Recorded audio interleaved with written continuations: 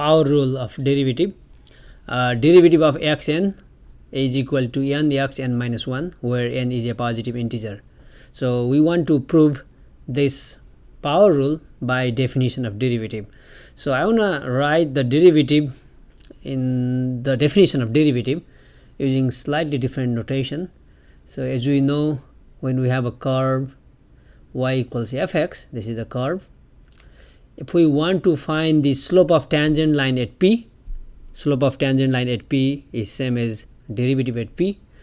Let's say p has coordinates x and corresponding fx.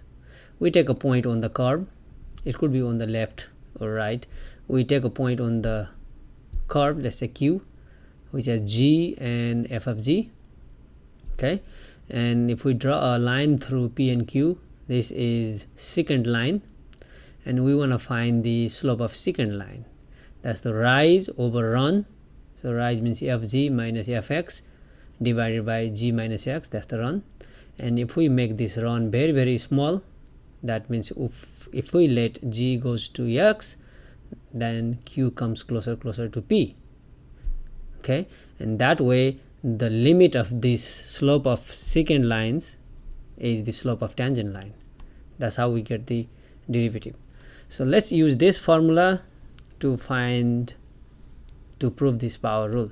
So this is xn prime, or just d over dx of xn, same notation. So the derivative, so that means derivative of xn, using this modified formula, limit g goes to x, f of g minus fx over g minus x. Okay, and that is limit g tends to x of g minus x on the bottom minus fx is the given function, in our case that's xn, and fg is now fx is xn, so fg would be gn. Okay, if we want to take this limit, we need to replace g by x. That gives xn minus xn 0 over x minus x 0. Okay, so we cannot just plug in g equals x now, so we need to simplify this fraction. The bottom is g minus x, can't do anything. Gn minus xn, we need to factor gn minus xn. Okay, it's difficult to factor. One way to evaluate this limit, divide the top by bottom using long division, or factor the top. I'm going to factor the top and cancel g minus x from the bottom. So if we factor gn minus xn, what are you going to get? Let me show you a small work, a pattern. Okay, as you know, g raised to 1 minus x raised to 1, g minus x is just g minus x. If we have g squared minus x squared, difference of two squares, so that's g minus x, g plus x, and let's say g cubed minus x cubed, difference of two cubes. There is a formula in algebra 1, that's g minus x times g squared plus gx plus x squared. In the same way, you can go for g to the fourth minus x to the fourth, that would be g minus x, g fourth g, so it should be g cubed, plus now g exponents will be decreasing and x will be increasing, so g squared x plus g x squared plus x cubed.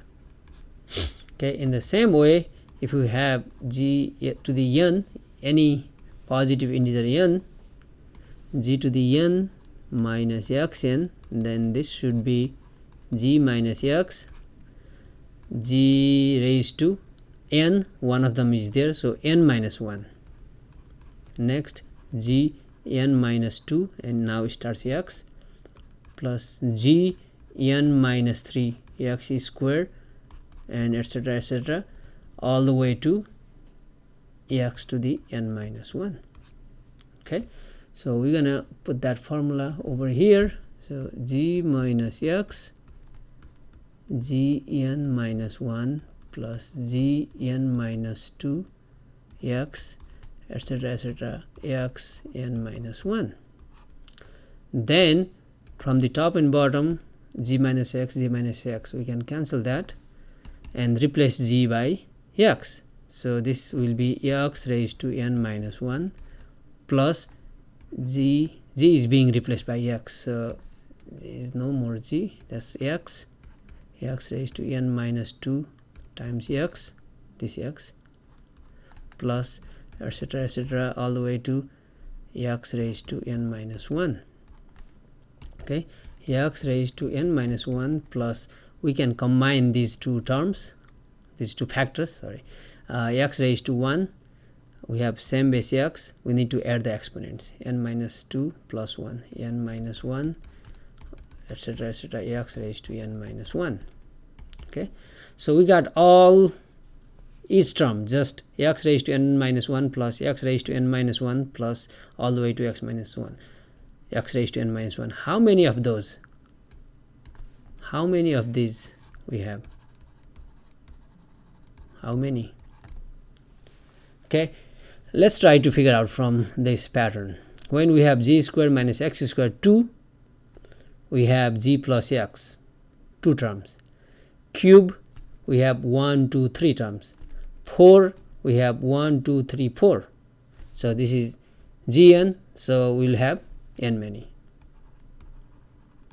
Okay, now we are adding n many terms, same terms. Okay, so the sum will be n of that, n x n minus 1.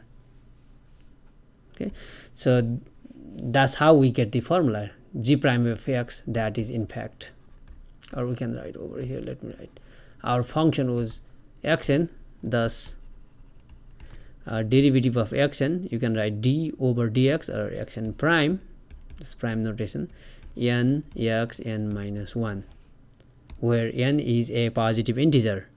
In fact, we can show, we'll show in next step, next section, this formula is true for any real number n. Okay, n could be negative number, negative integer, or any other real number.